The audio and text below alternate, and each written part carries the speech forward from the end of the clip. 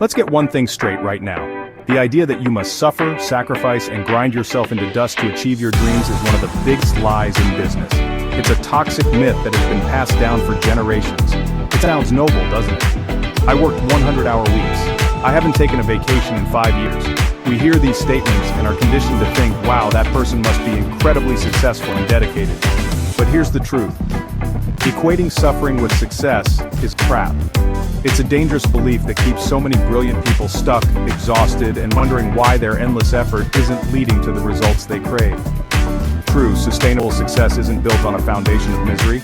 It's built on clarity, strategy, and joy. This isn't about being lazy or avoiding hard work altogether. Let's be real. Building something meaningful takes effort. It takes focus. It takes commitment. But there is a massive difference between focused, intelligent effort and a relentless, soul-crushing grind. The first one energizes you. It makes you feel alive and purposeful. The second one depletes you, drains your creativity, and ultimately leads you straight to burnout. The hard way isn't the only way, and frankly, it's often the dumbest way. It's time to question the narrative that tells you your worth is measured by how much you endure. The goal isn't just to build a successful business, it's to build a life you actually love living. Think of it like this. Imagine you need to get to the other side of a river. The suffer and sacrifice approach tells you to start swimming against a powerful current, battling the rapids and hoping you don't drown. It's a heroic story for sure. But what if you took a moment to pause? What if you looked around and realized there was a perfectly good bridge just 100 feet upstream? Taking the bridge isn't lazy, it's smart, it's strategic. It gets you to your destination faster, safer, and with energy to spare for what comes next. Choosing the smarter path, the more joyful path, is not a shortcut. It's a sign of intelligence and self-respect. So let's make a new agreement, you and me, right here. Let's agree to release the belief that success has to be a painful, agonizing struggle. Your journey as an entrepreneur can be one of excitement, learning, and genuine fulfillment. You can work hard on things that light you up without working yourself into the ground. You can be ambitious and driven while also being happy and well-rested. This isn't a fantasy, this is a choice. And it's a choice you have the power to make starting today, on this very day, July 15th, 2025. Your dream is worth pursuing with joy, not just with grit.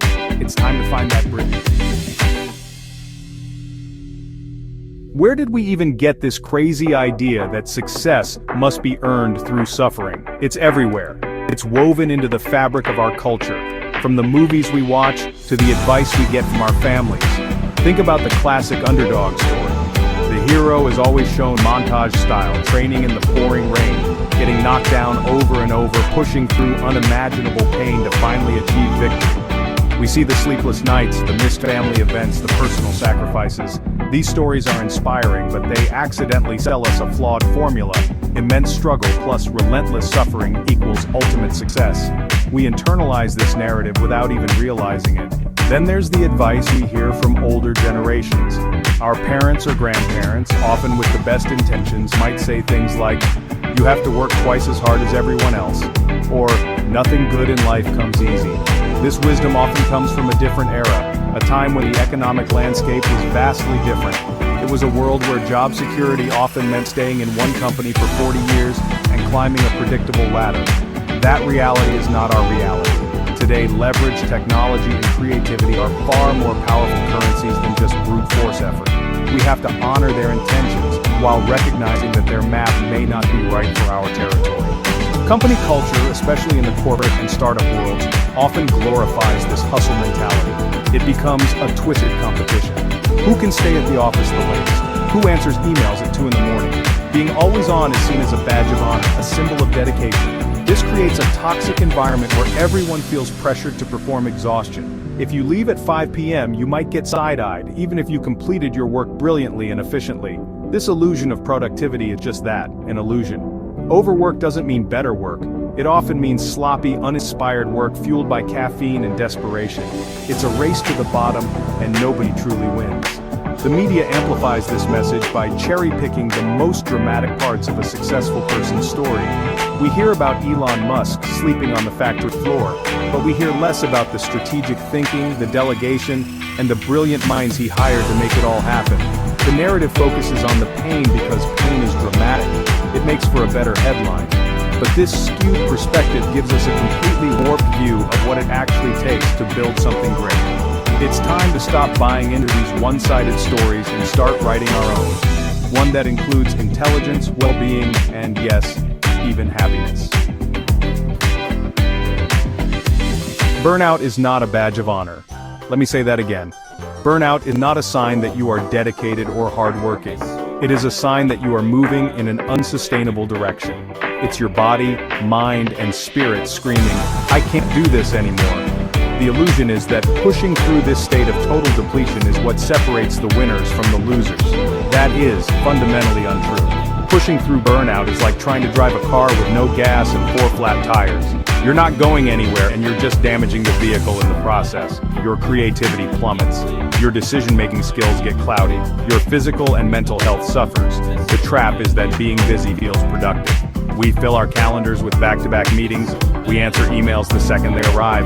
We mistake motion for progress. We tell everyone how slammed we are, and for a moment, it makes us feel important. But being busy is not the same as being effective.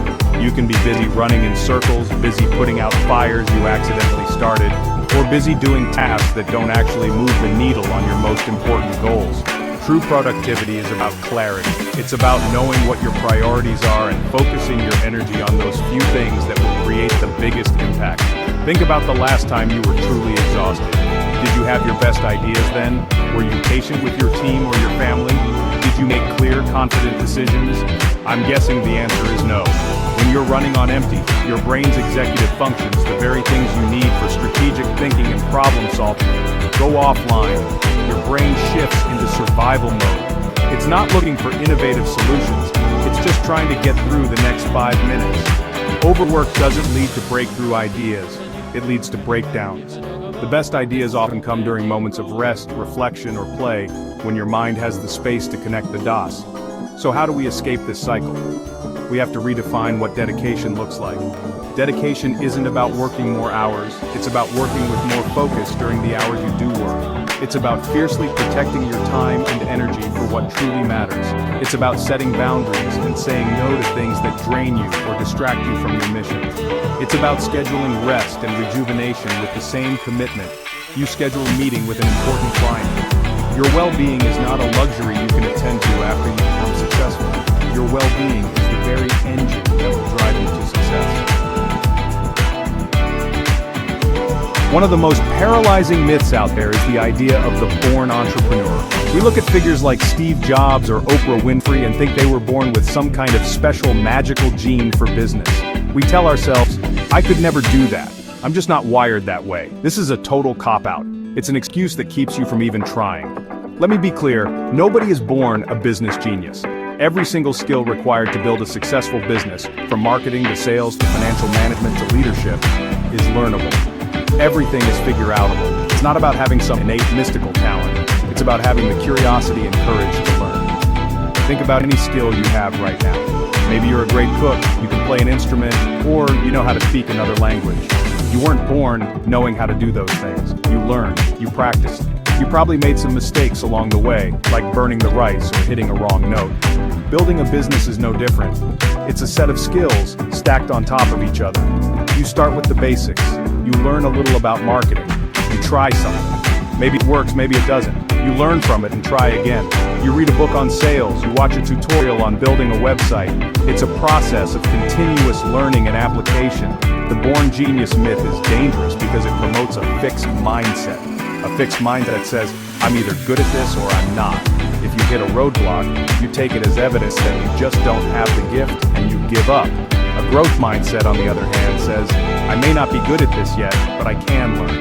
When you hit a roadblock with a growth mindset, you see it as a challenge, an opportunity to learn something new. This simple shift in perspective is everything. It transforms obstacles from stop signs into stepping stones. It's the single most important quality of any successful person I've ever met. So please, stop telling yourself the story that you're not a business person. That's just a label, and it's a limiting one. You don't need a business degree or a special pedigree to succeed. What you need is a willingness to be a beginner. You need to be resourceful. You need the humility to ask for help, and the grit to keep going when things get tricky. The internet has put the world's greatest library at your fingertips. There are courses, books, podcasts, and mentors available for literally any skill you want to develop.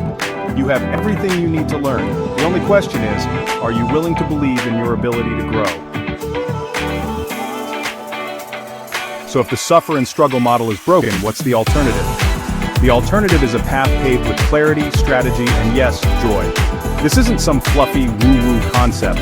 It's a practical and profoundly effective way to build a business and a life you love. It starts with clarity. Instead of just working hard, you need to get crystal clear on what you are working toward. What is your ultimate vision? What does success actually look like for you, specifically? Not for your parents, not for your social media followers, but for you.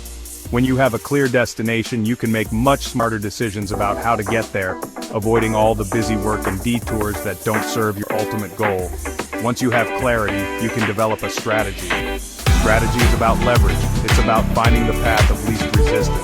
It's asking, what are the 20% of activities that will generate 80% of my results? This is the famous Pareto principle, and it's a game changer. Instead of trying to do everything, you identify the vital few tasks that truly matter, and you pour your best energy into them. Maybe it's not about posting on 5 different social media platforms every day. Maybe it's about building deep relationships with a few key partners, or creating one amazing piece of content each week that provides incredible value to your audience. Strategy is about working smarter, not harder. And this is where joy comes in. So many entrepreneurs postpone their happiness. They say, I'll be happy when I hit my first 6 figures, or I'll relax when I finally sell my company. This is a recipe for a miserable life. The journey itself has to be rewarding. You must find ways to infuse joy into your daily work. This means aligning your business with your core values and passions. It means celebrating small wins along the way. It means creating systems that make your work feel less like a chore and more like a creative game. When you are genuinely enjoying the process, you tap into a boundless source of energy and creativity that burnout can't touch. Think about an activity where you experience flow, that state where you're so absorbed in what you're doing that time just seems to disappear. That's your sweet spot. How can you design your business to have more of those moments? Maybe it's by focusing on the creative parts you love and delegating or automating the administrative tasks you hate.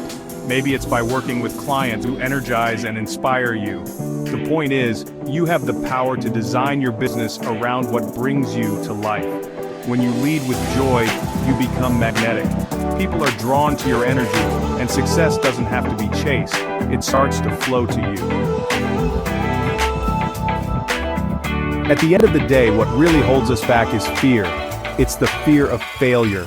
It's the fear of what other people will think. It's the fear that maybe we don't have what it takes. And this fear is what makes us cling to the myth of the grind. We think that if we just work hard enough, if we suffer enough, we can somehow armor ourselves against failure or judgment. We believe our pain will justify our efforts regardless of the outcome. But this is just fear talking. It's a story we tell ourselves to feel safe, but it's a story that keeps us playing small and living in a state of constant, low-grade anxiety. I'm here today to give you a permission slip. You have permission to let go of that fear. You have permission to reject the belief that your worth is tied to your level of exhaustion. You have permission to succeed with ease, with joy, and with grace.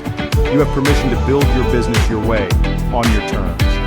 This doesn't mean you won't face challenges. You will. Every business does. But you can face those challenges from a place of centered, creative power, not from a place of frantic, fearful desperation.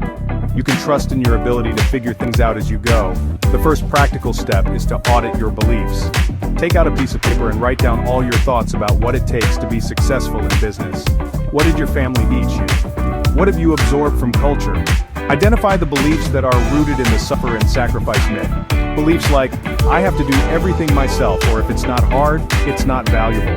Once you see them on paper, you can consciously choose to let them go. You can replace them with new, more empowering beliefs like success can be fun, or I can achieve more by doing less, but better. This is the foundational work. From there, start taking small, joyful actions. Identify one task you dread, and find a way to delegate, automate, or eliminate it. Schedule 1 hour of white space into your calendar this week. An hour with no agenda, just for you to think, dream, or rest. Celebrate a small win with a genuine moment of gratitude and enjoyment, instead of immediately moving on to the next fire. These are not frivolous acts, they are strategic moves to rewire your brain for a new way of operating. You are building a business, but more importantly, you are building a life. Make sure it's one you are thrilled to wake up to every single morning. Your dream deserves a happy, thriving you.